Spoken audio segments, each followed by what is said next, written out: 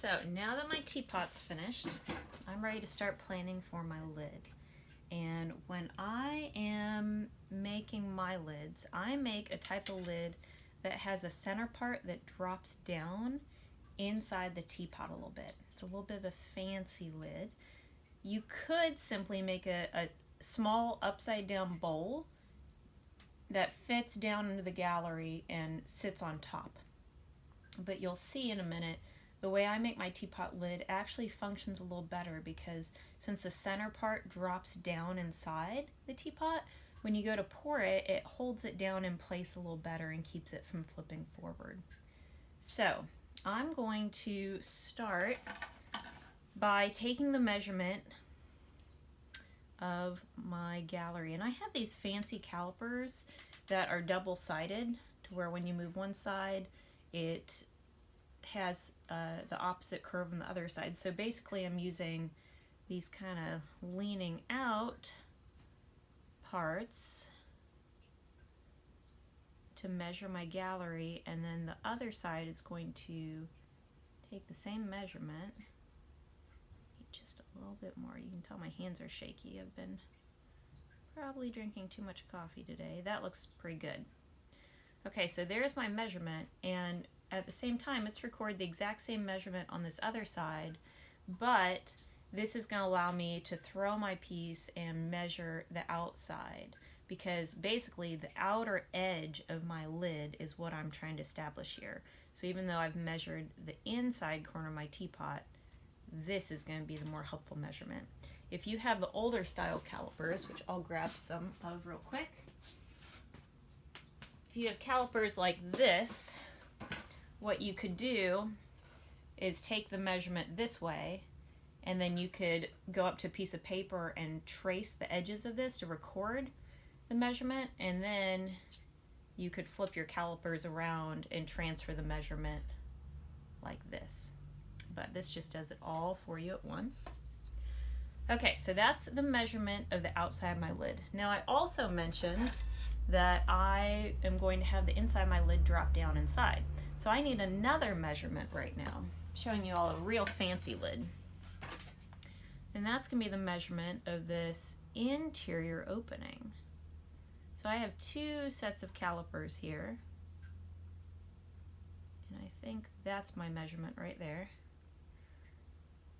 So this right now is the interior measurement, and this is the outer edge of the gallery measurement. You can see the difference between them. And I'm just going to put them over here next to me very carefully so that I don't mess up my measurements.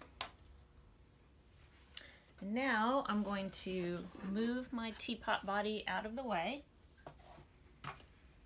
And I have a fresh bat here. And I have another ball of clay. This one's only about a pound, and honestly this is more than I'm going to need. But I tend to start with a little bit more clay and then trim this down to fit. So this little piece of clay, I'm going to go ahead and center.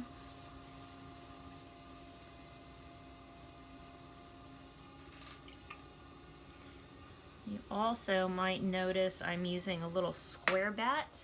For those of you who haven't used these before, I know that seems like a stupid shape because as they spin, you could kind of nick your hand on the bottom of this. It's not as hard to avoid as you'd think.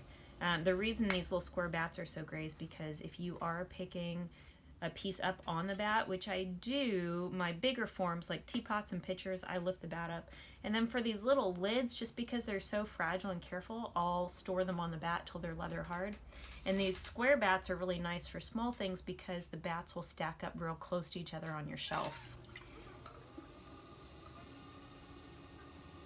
Okay, so I have this clay centered, and I'm going to start by thinking about how big the edge of my lid is going to be, and I'm going to center to be just a little bit smaller than that.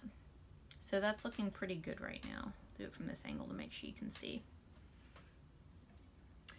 And then what I'm going to do is take my pointer finger, I'm going to start pushing underneath this. kind of undercutting this form. And then I'm going to come in with my other measurement. So this is the measurement of the hole inside the teapot, or the opening. I'm going to slide this underneath carefully and try to get that undercut portion to fit that measurement, which mine does pretty well. I'm just going to come in here with the back of a wooden knife to strain that part up just a little bit, because my finger is a little bit more rounded. Let's check this out. That looks really good. If anything, I want air on this being just a smidge smaller than I need. Okay, so now I'm not going to do much with that bottom part, but I am going to start opening up the top. Now, the reason I call this a fancy lid is because it doesn't just have that drop down underneath that goes inside the teapot, it's also going to have a knob. I'm throwing this right side up, and I'm going to actually throw the knob right now while I'm throwing the teapot. So, the teapot lid. Normally, I would pre-drill with my thumbs and drill straight down in a pot, but on this one, I'm going to do a double opening. So, about maybe just shy of halfway, and I'm trying to think of where that bottom wall is. It's right there, and kind of go between the center and that. I'm going to start drilling in, but instead of drilling a hole, I'm drilling a ring.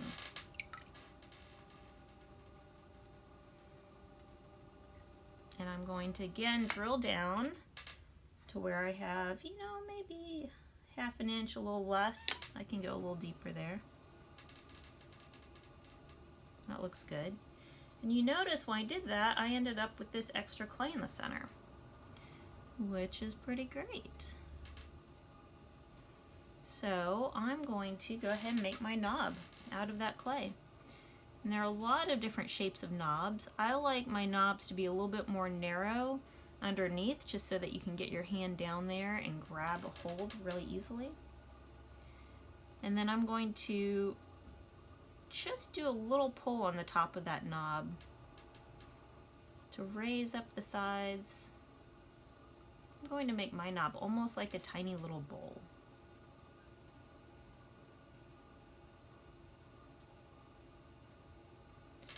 And I'm going to trim this to even it out, because with all that change, I've gotten just a little wiggle there. That's pretty normal when you're moving the clay around this much. That looks good. I think I can drill this just a little deeper. Nice. That will do it. Okay, and then I'm going to come back and do my finishing touches on that at the end. Just like I was saying on the teapot, whenever I'm more or less done with part of what I'm throwing, I like to go ahead and dry that part off so the clay doesn't absorb that water. It's just a good habit to get into so your clay doesn't get too floppy. Alright, so I have my knob, I have my drop down base established. Now what I need to do is pull out the top edge. So what I'm doing is basically the same kind of pull I would do on the side of a pot. I'm just doing it sideways. So my fingers are underneath and above, and I'm squeezing between my fingers and sliding out to the right.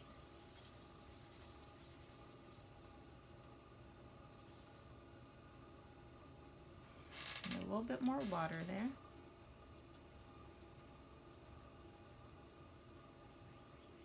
Okay, one more pull. That's looking really good. And as I did that, I didn't change this bottom much at all. I was just squeezing this way, not that way. Alright, so that is nice and thinned out. You go back and compress this area a little bit. Maybe widen that curve just slightly. And I'm ready to clip the extra clay off the side of my lid so that this will actually fit my teapot.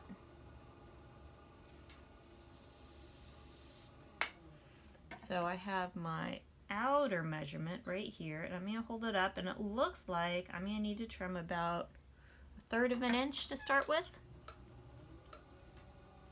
So I have my needle tool and clip. Just cut a ring off. Cut that so I can take it off.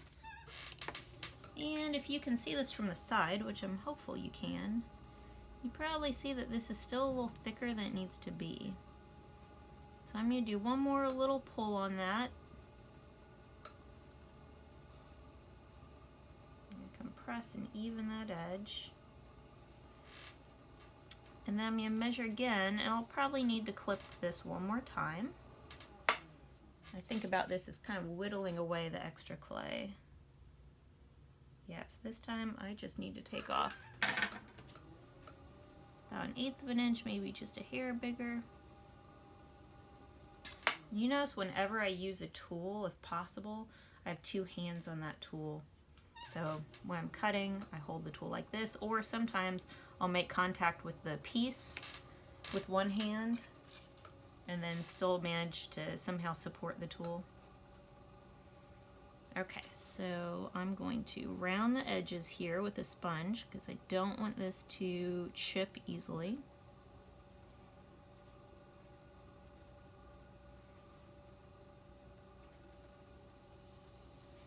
And then I'm going to check my measurement again.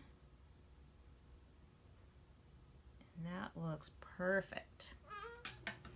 So now I'm ready to do my little finishing touches. For this, if you recall, I kind of create a collar on the top side of my teapot, and I want to create a very similar flat part right here on the edge of my lid. So I'm going to come in with the kind of back side of my metal rib.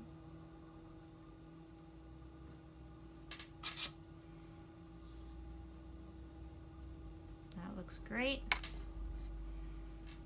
Going back, and I'm going to again soften my edges.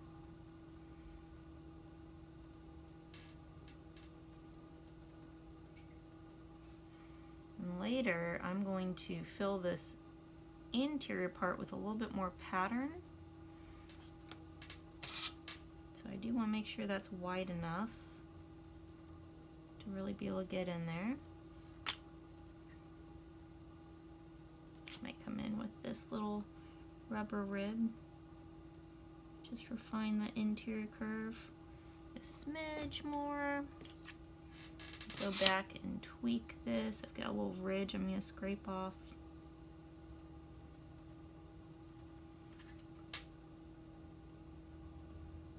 There we go.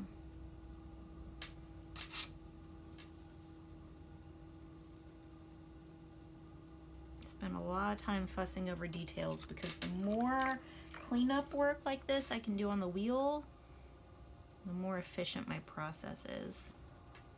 I make my living off selling my work, so I really can't afford to spend more time than necessary going back and fixing little things after the fact. I really want to try to take care of all that stuff right now. So I'm going in, getting the little scrappy bits of clay off the side of my knob.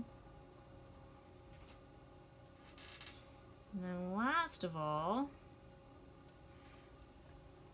I think I'm going to come in with a rib and create a little angled flat top to my knob.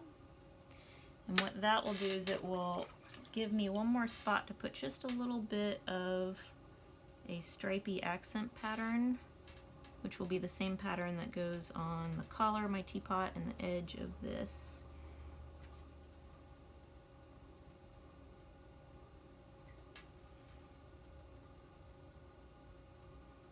Okay, I think we're done. I'm going to do one more measurement check just to make sure I haven't messed anything up. Looks like doing all that ribbing, I did make my outer edge just a little bit wider. So I'm going to give it one more little clip. That is not uncommon. I oftentimes have to do one more final trim. There's just that little bit off. Going back to smooth my edges.